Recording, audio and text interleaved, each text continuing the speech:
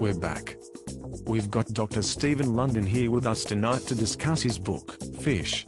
Dr. London, appreciate you coming and talking with us tonight. So tell me about this book. I mean, am I gonna use it to level my coffee table, or what? Well, straight to the point. Well, I guess you could. Do you buy the kind of furniture that needs leveling? Apparently you and your boss need to have a chat. Is your book gonna help me do that? Yep. It's about using communication to get what you want. Without communication, we've got nothing. Look at your job. Perfect example. Your job thrives on communication. No communication equals no job for you. So let me help you to keep your job and tell you about this book. By all means, please. Mary. Whoa, who's Mary? Let's talk more about her. That's the name of the woman in the book. I was dating a Mary when I was working on this book. We all want to hear more about Mary. Anyway, Mary is given a group of unmotivated people at work to manage. They've been dubbed the toxic energy dump. Mary's supposed to clean this dump up. Her answer, believe it or not, lies in a fish market down the street. Who goes to a fish market to find answers? Mary wasn't looking for answers. While she was there, she met a fishmonger named Lonnie. He noticed her watching all the action at the fish market and talked with her. She felt so close to him that she told him the whole story about the third floor. Lonnie explains to Mary that the fish market was once that way. Then, they took on the fish philosophy. I'm not gonna spoil the end. Buy the book. Let's just say that everything works out for Mary in the end. You said they took on a fish philosophy. Can you tell us about that? I can give you a quick overview. Basically, the fish philosophy has 4 parts: play, be present, choose your attitude, and make their day. Play is my favorite.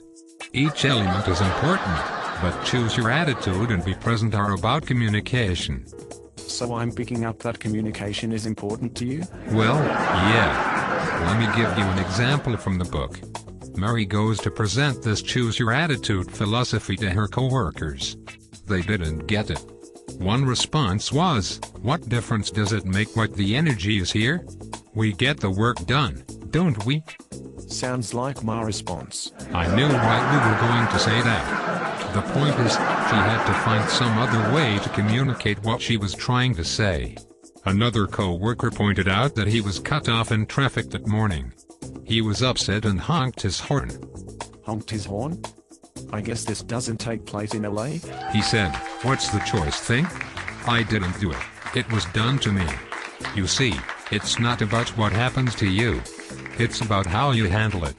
You don't blow your horn, you don't make obscene gestures. You just move on. Choose your attitude. So how I react means changing my attitude. You got it. See, just like Mary, I had to find a way to explain it to you. Communication. You mentioned be present. Tell us about that. What is that?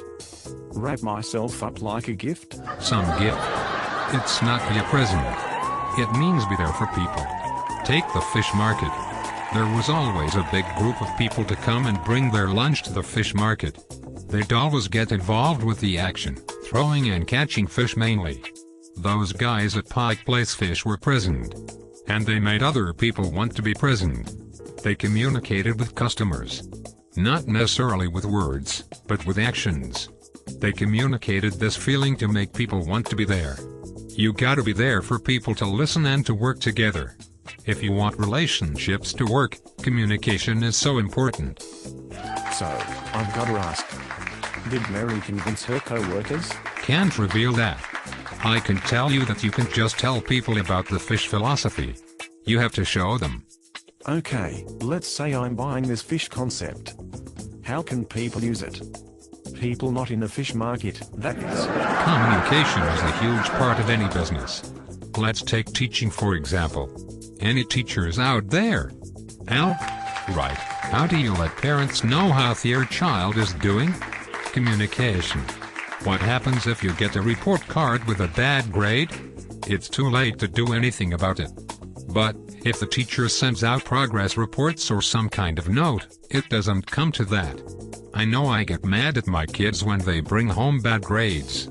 But I still want to see them. Try explaining that to a 15-year-old. Teachers can take steps to make communication a priority. Send out progress reports every 2 weeks. Make it a point to talk with all parents, whether their child does well or not. I don't have experience as a teacher, but I've had jobs where communication needed work.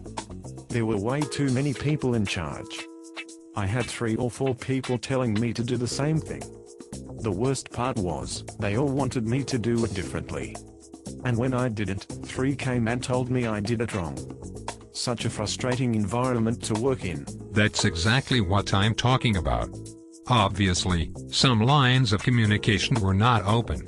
Or maybe too many lines were open. In a situation like that, someone's got to be in charge. I mean one person, not several. Too many chiefs does not get the job done. Was someone in charge of those 3 or 4 people telling you what to do? Yup, not doing too good of a job either. Well, their boss needed to delegate responsibilities. Instead of everyone being in charge of everything, each person has certain duties they're responsible for. Thank you, Dr. London, for coming out tonight. The book is Fish. Great book for any workplace. For reading, not for leveling furniture. Musical guest Paper Tons up next. We'll be right back.